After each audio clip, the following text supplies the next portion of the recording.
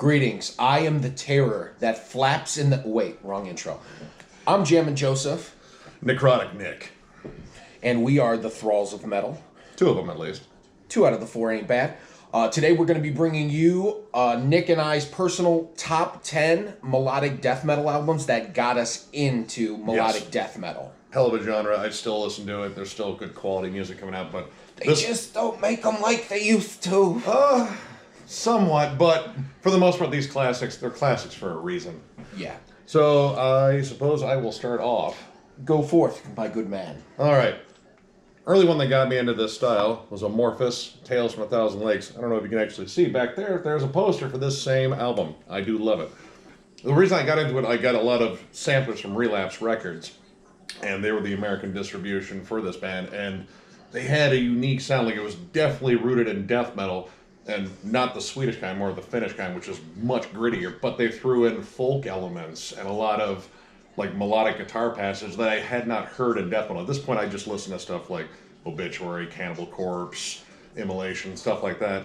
So this was an eye-opener for me. I was like, okay, there's a lot more you can really do with this style.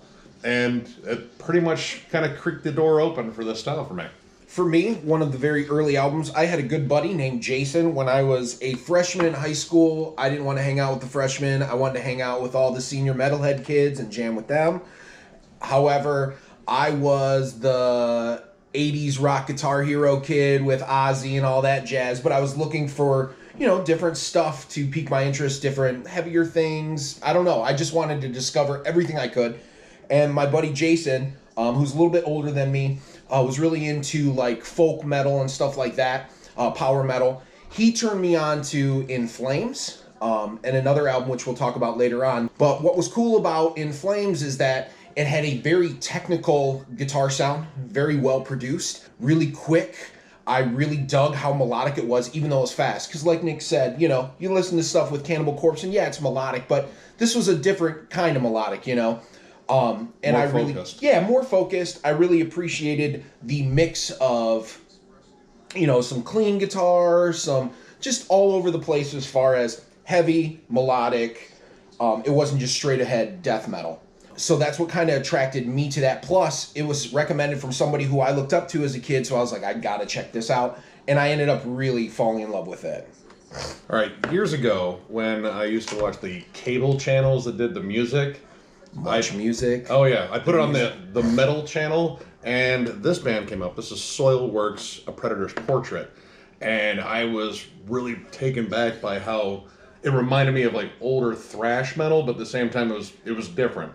It had a death metal quality to it, and there were cool keyboards in there, but it wasn't like cheesy. Yeah. Like you know, when I was a kid, like keyboards are cheesy. It's power metal Cheese noodling, whiz, right. whatever. These guys kind of used it to layer the sound, and it still came off super aggressive. And I really got into this. I'm still a huge Soilwork fan to this day.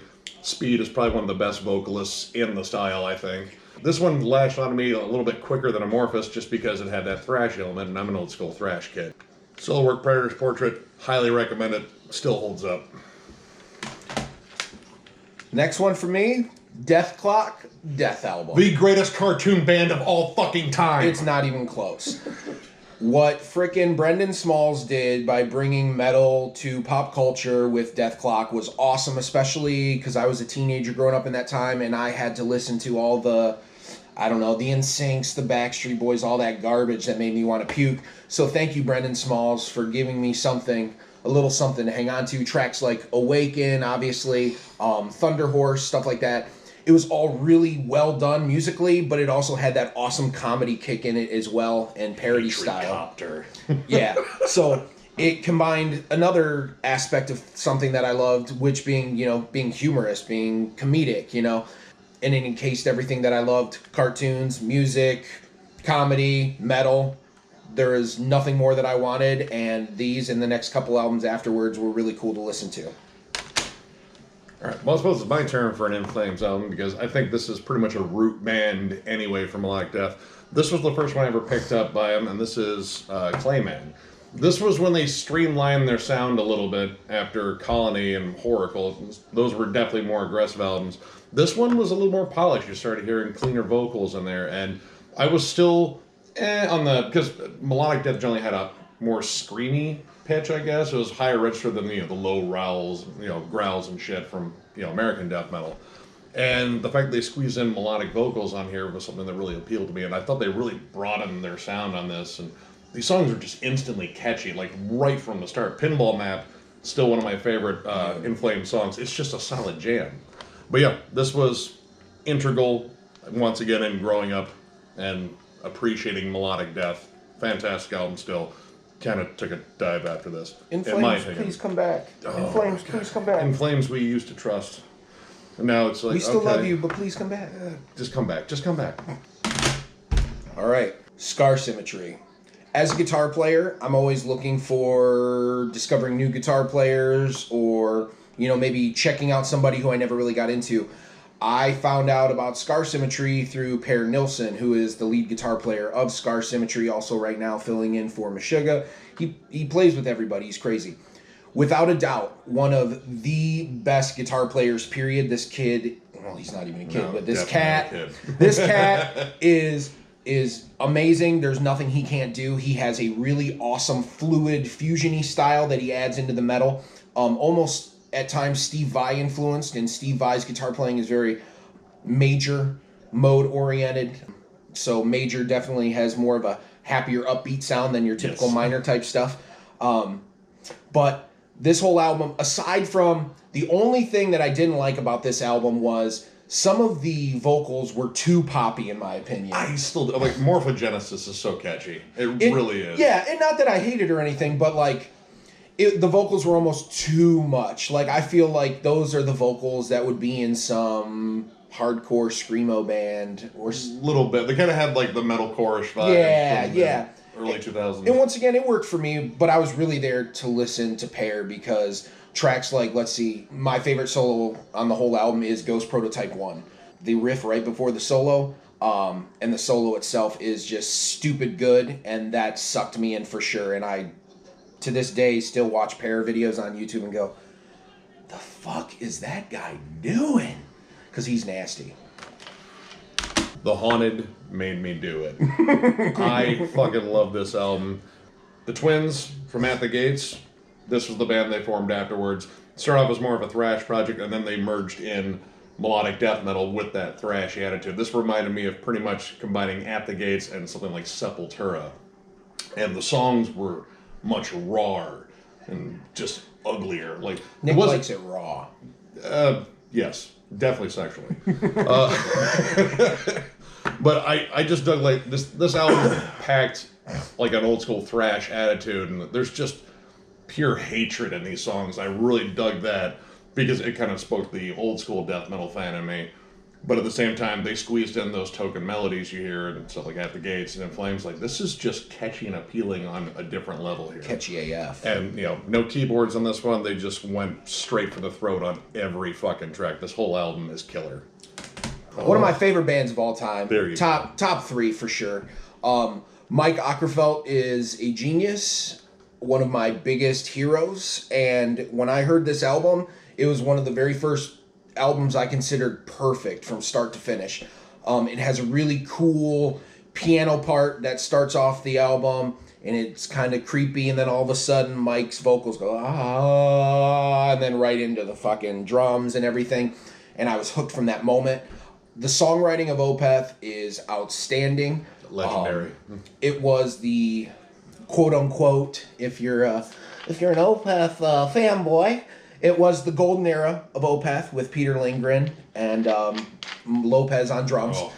And yeah, tracks like When are amazing. And one of the most iconic Opeth songs of all time, Demon of the Fall, Madrigal, The Amen Corner, all good stuff.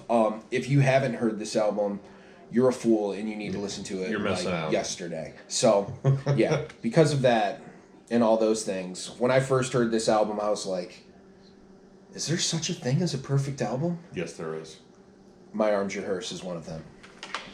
While far from perfect, the Forsaken Art of Desolation. Now, honestly, I didn't get this album until much later, but I heard tons of tracks from this album, courtesy of Century Media's sampler series Identity.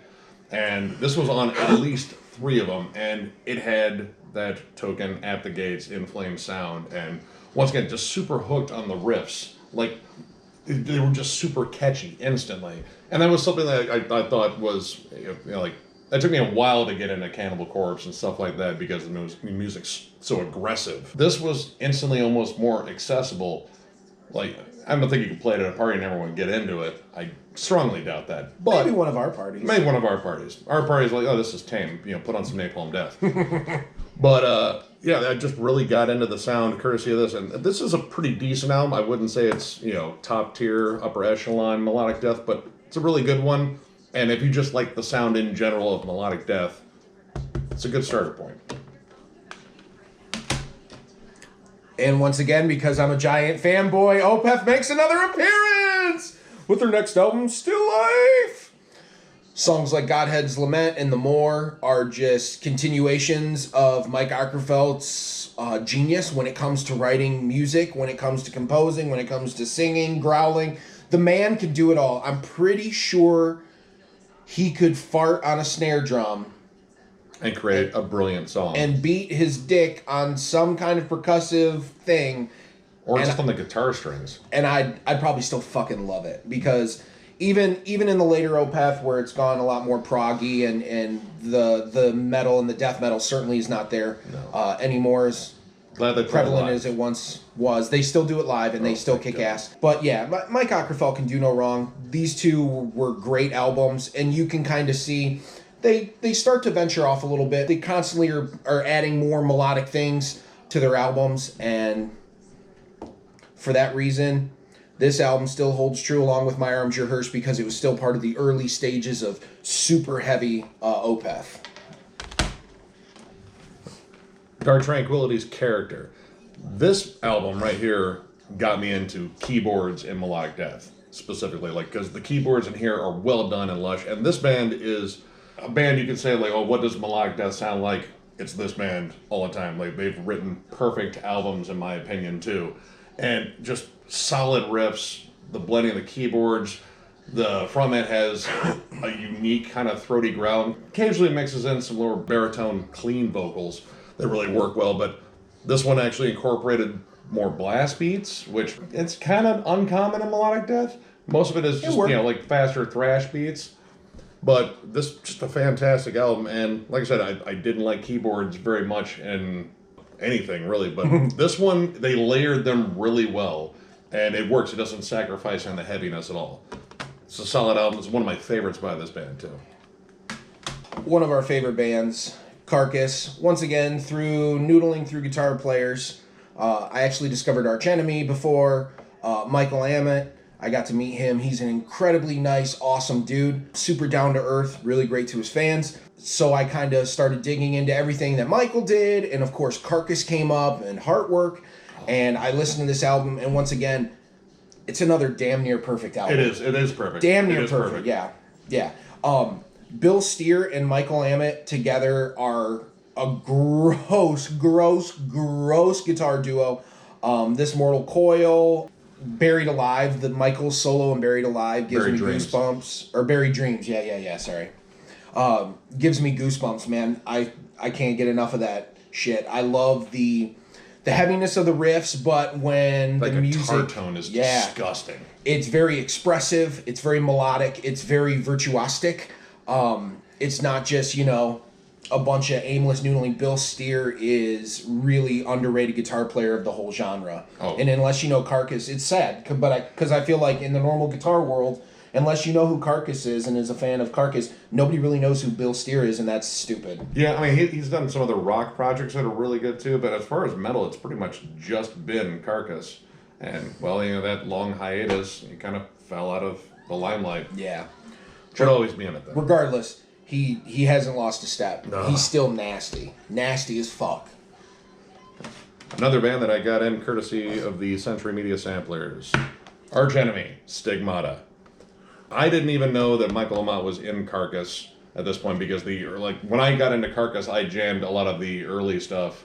So, Reek of Putrefaction, which isn't that great of an album, but it's kind of a fun, disgusting cover. And then Symphonies of Sickness, which is a giant poster in the kitchen, by the way. It's great. It should be a scratch and sniff. I just instantly got into the sound, and then I realized, the Sam Riff guy, he was on Symphonies of Sickness. It's Michael Amott, and the writing on this is fantastic.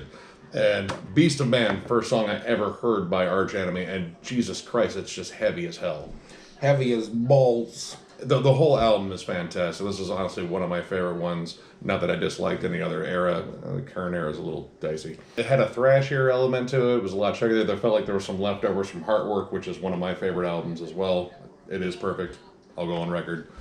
And it just killed. And once again, another one that just cemented my love for this subgenre. Death Human. I know some people will probably consider this more of a prog metal, but to me, this was a lot of melodic, fusion-y kind of jazz melodic, maybe different than some of the other melodic death metal albums in the stack there. But what I really appreciate is when I was learning guitar, I went to an arts high school and I also studied jazz. So I got into a lot of fusion guitar players, and what was great is guys like Paul Masvidal have a very fluid Alan Holdsworth kind of vibe, who's very, very quick but very fluid, almost like a saxophone player. And so when you combine those kind of leads with the super aggressive awesomeness of Chuck's leads, that blend really stuck with me, and that's why to this day, this album is one of the most albums, or the album I've listened to the most. All right, this one came out a little bit later for me, but it almost re-cemented it because this was an American band playing melodic death. Black Dahlia Murder's Miasma. First time I ever saw them, they were touring on this album. It was at Ozfest 2005, and this pretty much everything else in this pile is strictly Scandinavian, except for this band. This was the moment where Americans really kind of caught on. Like it wasn't like Killswitch Engage, where they would have riffs that were very similar to In Flames. Even they admitted they're huge In Flames fans, big influence at the gates. Yeah. This was a band that pretty much took an American aesthetic, incorporating more blast beats, more lower guttural vocals, but also the higher shrill scream vocals, which is more of a melodic death thing. And then making it chuggier, but at the same time still squeezing in those melodies that are 100% melodic death metal. The leads were very much at the gates. The solos, they kind of remind me of the solos you'd hear on In Flames albums, where they weren't really solos, they're just playing a cool lead part that just kind of enhanced that moment. And yeah, this is probably still my favorite Black Dahlia Murder album. All these songs absolutely kick ass, especially Vulgar Picture. Actually, it's my cell phone ringtone, so it's a little special. But yeah, America got on par with Sweden and Finland. Sweden. Next, tell me if you've heard this one before. I love guitar players. So, I was recommended by my buddy Jason again to check out some other bands, and Arch Enemy was one of them. And I discovered Michael Amott and Chris Amott. And right from the opening track of Enemy Within, once again, a kind of a weird theme, but that also has a piano, like a really creepy kind of piano starting it out, and then kicks right in. And tracks like, Ravenous and Heart of Darkness, they're super heavy, but they also had these really awesome melodic build-ups that were really epic, and I dug the shit out of them. And also, being a guitar player, when I heard the ending solo to Ravenous, I had to learn how to do it, because that was super cool. It sounded very Paul Gilbert-esque, It was this really cool sequence that he was just fucking ripping right up the fretboard. And I was like, yeah, I like these dudes. And I'd been a fan ever since. I've seen them countless times in concert, blah, blah, blah. But yes, let Jeff Loomis write a couple tracks, please.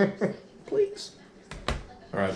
And now, these last two are our mutual favorites. Hey! So, I got the chance to introduce At the Gates. This is the best melodic death metal album out there, I think. It's pretty much the template. It's the standard. Everything you love about pretty much everything else in all these other bands, minus Carcass, because that came out 2 years before. This cemented the whole Gothenburg suite of sound. It's a perfect album. So many memorable riffs, and every song stands out. I love how this album's paced. Every song just is perfect as an individual. None of it blends together. There's cool little melodic interludes in between, too. But dude, Suicide Nation, Blinded by Slaughter of the Soul, the title track. That's Yeah. probably the most signature fucking riff in this entire subgenre. And their tone. Oh, God. It's the buzzsaw, fucking heavy grind. They just pretty much took like the Entombed Dismember sounds. Let's take a little bit off of that. You know, just little trim bit a off the top, little because bit off the top. Jesus Christ, you guys are fucking loud as shit. We love it, but we're gonna take it down a little bit, make it a little bit cleaner, and throw in some more melody, and then boom, you have a classic, which they broke up after this because they said, well, I don't think we're gonna beat that. How can you top this album? They Fuck. did. Well, they at least matched it when they came back, but fantastic. I will go on and praise this album for fucking forever. I got to see them last year too, finally, and holy shit, they were absolutely amazing. Then the last one would be Children of Bodom's Hate Crew Deathroll. Fucking love it. Now for me, I also wasn't too crazy about keyboards. I definitely didn't mind it in Iron Maiden albums, things like that, but I didn't think that keyboards and death metal could go together until this album. Jan Warman is a virtuoso keyboard player, and when you mix that with the shredding of Alexi, it created some awesome textures, some awesome parts. Leads. Keyboard leads, they were just insane. They were shreddy keyboard leads. Very much like if you're familiar with Yngwie Malmsteen's early albums, they had a keyboard player named Jens Johansson. There's freaking tracks like, what was it? Triple Chokehold? Triple Corpse Hammer Triple Blow. Corpse Hammer Blow. First of all, that whole song is fucking sweet. And there's this really crazy cool breakdown with the keyboards. Angels Don't Kill adds like the creepiness Yep. of the parts. So not only was it just like shreddy McFuntits on the keyboard, he also created some really cool dark textures that Alexi gravitated and built with on the guitars, and that blend for me was really cool, really new, and it made me respect keyboards in death metal together. I liked the whole self-aware campiness too. Like there were definitely like these song titles were ridiculous. Yeah. It was all about having fun. Like you just got the sense that this was a fun fucking album to write, fun album to fucking play, and the songs were so catchy. You wanted to hear the ringtone, right? It's my mom. I'll call her that. She's pretty metal too, though. She is. No, she's metal as fuck. We'll probably edit around that. No problem. But yeah, I mean, like right away, the first song I ever heard was the opening track, Needle 24/7, which is an incredible, instantly catchy barn burner. Sex. Pounder. Like everything about it is just over the top, but over the top in a super fun fucking way. And like I said, memorable songs. Instantly, these songs get stuck in your head once you listen to this album. Well, anyway, that is our top 10 albums that got us into melodic death metal. If there's something that wasn't on our list that got you into melodic death metal, please feel free to share your story and share your albums with us and anybody else who's following the chat. We are the Thralls of Metal. If you like what you saw, please hit the like and subscribe button, and we will be back with more metal shit to cram down your throats. Kick ass. Catch you guys later. Thanks Later. for watching.